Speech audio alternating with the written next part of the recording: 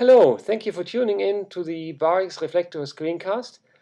This screencast will explain you how a broadcaster can use the innovative service to set up an STL link with zero configuration of the devices, which can use any IP connection as long as this IP connection has enough bandwidth and has a full view of the internet, as you would say.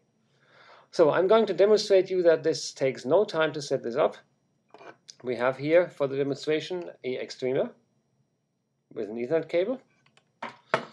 I have a speaker, a little speaker device here connected to the Exstreamer, and I have a wireless router. Why wireless router? Well, this can show you that STL links even can be done in these days with a 3G Wi-Fi router, and also this Wi-Fi router is battery powered, so for me it's easier to set up.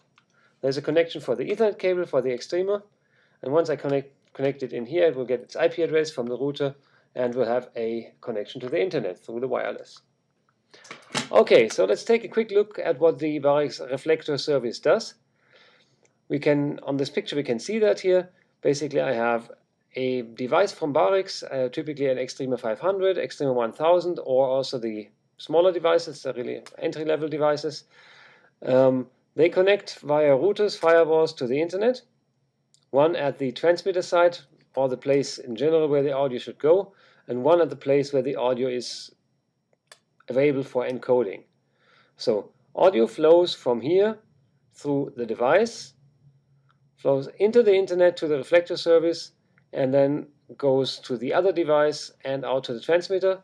And as I said, without any firewall poking anything on these, we can use any internet connection we have from anywhere. So with a PC over the internet, which can be connected anywhere to the internet, I can configure, modify, and monitor the system. So but let's not talk too much, I'll just show you how that works. Okay, we look at the reflector base page here. I don't have an account yet, so I have to create an account. My name, email address, and the account we call NAB 2010, password 12345.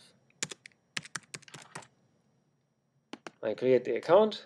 It has been created. Now I can log in with my user ID NAB 2010 and the password 12345.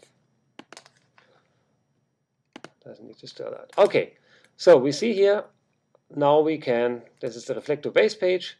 I can add a new project. I have no project yet done, so I just add a new one.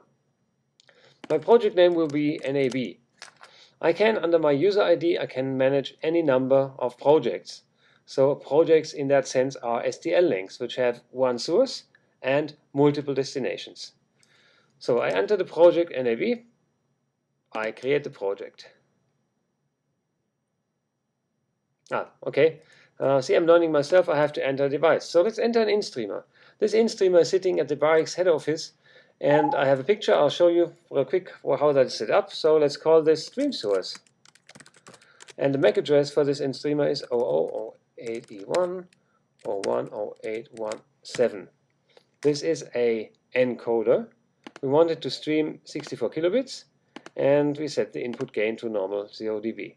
So with these couple of clicks here, I didn't do any more than giving it a name, putting in the MAC address, selecting that it's an encoder, giving it the encoding quality I want, and the gain. I can create a device in this project.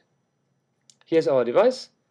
Name is stream source, the MAC address, and now we see that it had not yet contact with the server. The devices contact the server every now and then to see if there is a configuration for them. If yes, they start streaming. So let's add another device, being our decoder. Our decoder here is factory default also with the software.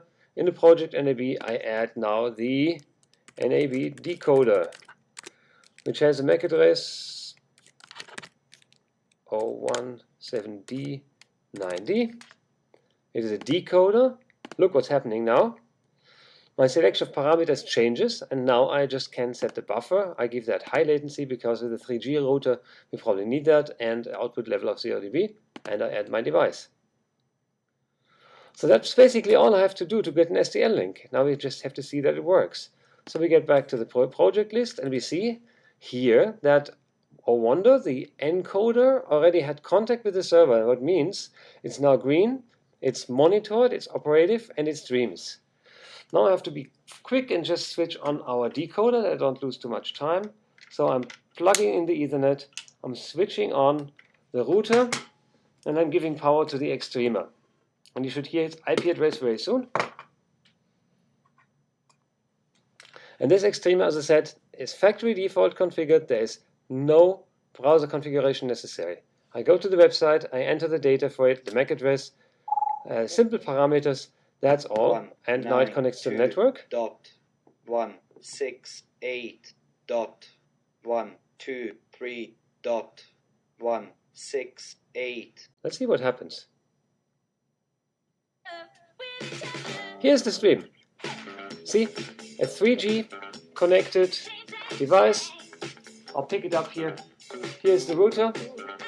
Here's the Exstreamer. This is my STL receiver, mobile, set up within a very, very short time. I bet you can do that in 1 minute. Thank you for listening and enjoy the new world of STL with Barix. Thank you.